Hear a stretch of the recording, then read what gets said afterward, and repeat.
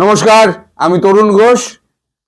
নির্বাচনের আর 15 দিন বাকি, তাই 15 দিনের মধ্যে নানান সম্ভাবনা উকিঝুঁকি বাড়ছে। কেউ বলছেন নির্বাচন হবে, কেউ বলছেন নির্বাচন হবে না, কেউ কেউ সন্দিহান, কিন্তু বুক ঠুকে কেউ বলতে পারছেন না যে নির্বাচনটা হবেই। আমি তো বলি হবে না, তবুও যদি আমি বলেছি যদি নির্বাচন যদি হয়ও, তাহলে ওই একপক্ষীয় নির্বাচন হবে, মেটিকুলাস ডিজাইনের মাধ্যমে নির্বাচন হবে, যে নির্বাচনের কোনো রকম মান্যতা পাবে না আন্তর্জাতিক দুনিয়ায়। সেক্ষেত্রে এক ঘরে তো হচ্ছে, টিকিট নিয়েও তো এক ঘরে হয়ে গেল। বাকি রইল সারা বিশ্বের নজর এই নির্বাচনের ওপরে। এখন ইউনূস যতক্ষণ এই সিংহাসনে বসে আছেন না, জানবেন কোনো কিছুই নির্বিঘ্নে কিন্তু হবে না। তার মধ্যে একটা মেটিকুলাস ডিজাইন থাকবে। কিন্তু আমি বলেছিলাম নির্বাচনের আগে কিন্তু শুরু হয়ে যাবে এবং পরেও কিন্তু চলবে একটা রক্তক্ষয়ী সংঘর্ষ। তার সূত্রপাত কিন্তু শুরু হয়ে গিয়েছে। একে অপরকে গালাগাল এবং মারপিট দিয়ে শুরু হলো। নানান রকম ভিডিও আমার কাছে আসছে। যেমন এক নেতার, জামাতি নেতার একটা ভিডিও এসছে, তিনি মির্জা ফখরুলের, বিএনপি নেতা মির্জা ফখরুলের পূর্বপুরুষকে রাজাকার বলে ডেকে দিয়েছেন। তিনি বলেছেন যার পূর্বপুরুষ রাজাকার, তার মুখে রাজাকারদের কথা মানায় না। একেবারে বিএনপিকে একেবারে ঠুকে দেওয়া, মির্জা ফখরুলকে ঠুকে দেওয়া মানে বিএনপিকে ঠুকে দেওয়া, অর্থাৎ বিএনপির সঙ্গে আমাদের জামাতিদের প্রকাশ্যে একটা বিরোধ লেগে গেল। এইবারেতে কি বিএনপি চুপ করে বসে থাকবে? বিএনপিতে চুপ করে বসে থাকবে না। কিন্তু একটা জিনিস কিন্তু মাথায় রাখবেন, বিএনপি কিন্তু আবার আওয়ামী লীগ, কেউ কিন্তু একে অপরের বিরুদ্ধে এখনো পর্যন্ত কোনো কথা বলেনি। না আওয়ামী লীগ বলেছে, না বিএনপি কেউ বলেছে, মানে নেতৃত্বের কথা বলছি, কেউ কিন্তু বলেননি। সুতরাং এখানে একটা সম্ভাবনা লুকিয়ে চুরিয়ে অঙ্ক একটা থাকলেও থাকতে পারে। কি অঙ্ক আছে তা আমি জানি না। এবং কালকে আবার একটা জানা গেল, একটা ডিম থেরাপির কথা গল্প বেরিয়েছে। এখন আমাদের নাসিরুদ্দিন পাটোয়ারি সাহেব, তিনি কোথাও ঢাকা ওই 8 আসনে বোধহয় দাঁড়িয়েছেন। হ্যাঁ, সেখানে তিনি এখন প্রচারে গেছিলেন। প্রচুর পচা ডিম তাকে, বা এমনি ডিম বা ভালো ডিম তাকে মারা হয়েছে।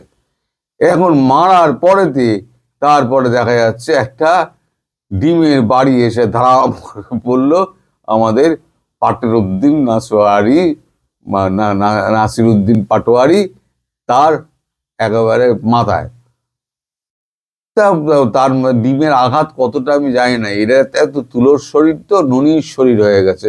17 মাসে খেয়ে দিয়ে মোটা হয়ে হাঁসের মাংস টাংস খেয়েছে না, সব তো মোটা সোটা হয়ে গায়ে চর্বি হয়ে গেছে। এখন ফুলের গায়ে মূর্ছা যাচ্ছে। মূর্ছা যাচ্ছে কি, তারপরে দেখলাম একটা ছবি, সেটা হচ্ছে মাথায় ব্যান্ডেজ, ডিমের ঘায়ে মাথায় ব্যান্ডেজ নিয়ে, তাও আবার টুপির ওপরে ব্যান্ডেজ করা হয়েছে মেটিকুলাস ডিজাইনের। আর কি কি হতে পারে? আবার একজনের দেখলাম হাতে প্লাস্টার, একজন দুজন এরকম করে হাতটা দেখাচ্ছে। তার মানে ডিম মেরে হাত ভেঙে দিয়েছে, যা পৃথিবীতে একটা অসম্ভবের পর্যায়ে পড়ে। মানে তো ওই জন্য বলছি, ফুলের আঘাতে মূর্ছা যাচ্ছে এরা।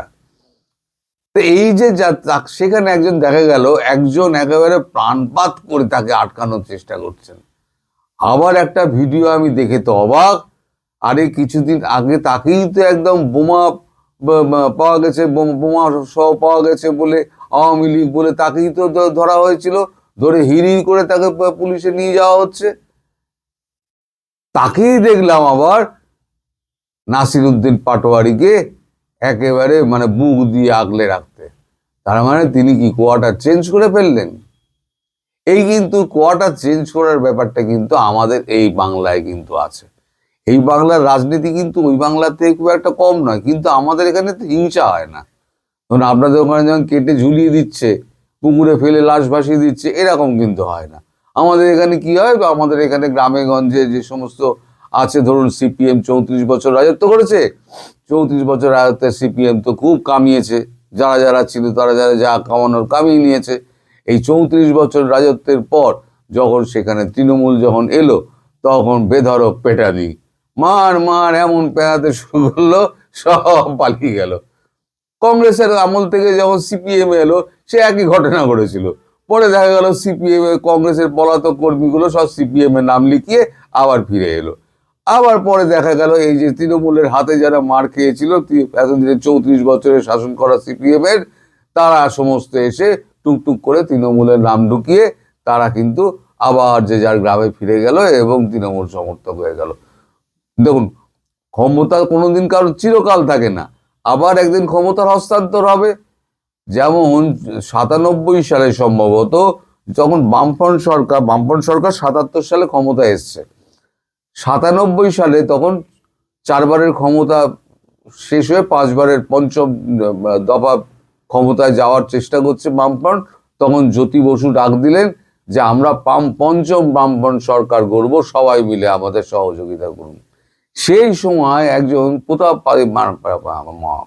একেবারে দুর্দণ্ড প্রতাপ একজন মন্ত্রী ছিলেন, তার নাম হচ্ছেন কলিমুদ্দিন শামস। একদিন আমি কলিমুদ্দিন শামসের বাড়ি গিয়েছি, তো রাত্রিবেলা গল্প করতে করতে কলিমুদ্দিন শামস হঠাৎ আমায় বললেন যে জানো তরুণ, আমরা এই নির্বাচন নিয়ে কথা হচ্ছিল, তখন আমার বললেন আমরাও একদিন চলে যাব। আমি বললাম কি বলছেন? তখন 20 বছর রাজত্ব হয়ে গেছে, 25 বছরে পা দেবে। আমি বললাম আপনারা পঞ্চম বামফ্রন্ট সরকার গড়তে যাচ্ছেন, এই সময় আপনি বলছেন যে আমরা চলে যাব? বলে হ্যাঁ। আমি কি কোন অর্থে আপনি বলছেন? বলে ভোট হয় না একটা ওয়েভে, যেদিনকে একটা ওয়েভ আসবে না সেদিনকে কোনো দল, কোনো প্রচার, কোনো মানে এ নেই, তোমার এ নেই, অর্থ নেই তাকে দিয়ে তুমি দাবিয়ে রাখতে পারবে সেই জোয়ারে কিন্তু ভোটের যে ওয়েভ থাকবে সেই ওয়েভে কিন্তু আমরা কিন্তু ভেসে যাব। উনি বলেছিলেন 1997 সালে, সেটা মানে ওনার কথাটা অক্ষরে অক্ষরে মিললেও 2011 সালে তখন এই দুনিয়া তিনি নেই। এরকম চিরকাল কেউ ক্ষমতায় থাকে না। এই যে মোহাম্মদ ইউনূস, তিনি যেটা ভাবছেন, তিনি এই সমস্ত মেটিকুলাস ডিজাইনের মাধ্যমে তিনি থেকে যাবেন আজীবন, কারণ তিনি তো নির্বাচনের দিন ঘোষণা করলো, নির্বাচনে গণনার দিন ঘোষণা করেননি এবং জয়ী বা বিজয়ী প্রার্থীদের নাম ঘোষণার দিনের কথাও ঘোষণা করেননি। তার মানে আবার তিনি পরবর্তীকালে বলে দিলেন যে ফল প্রকাশে দেরি হতে পারে। তার মানে যদি নির্বাচনটা হয়ও, তারপরেও উনি ফল প্রকাশ করে উনি কিন্তু সিংহাসন ছাড়বেন না। যদি মনে করেন উনি সিংহাসন ছাড়বেন, আমি বলেছি না দেহত্যাগ না করলে উনি পদত্যাগ করবেন না।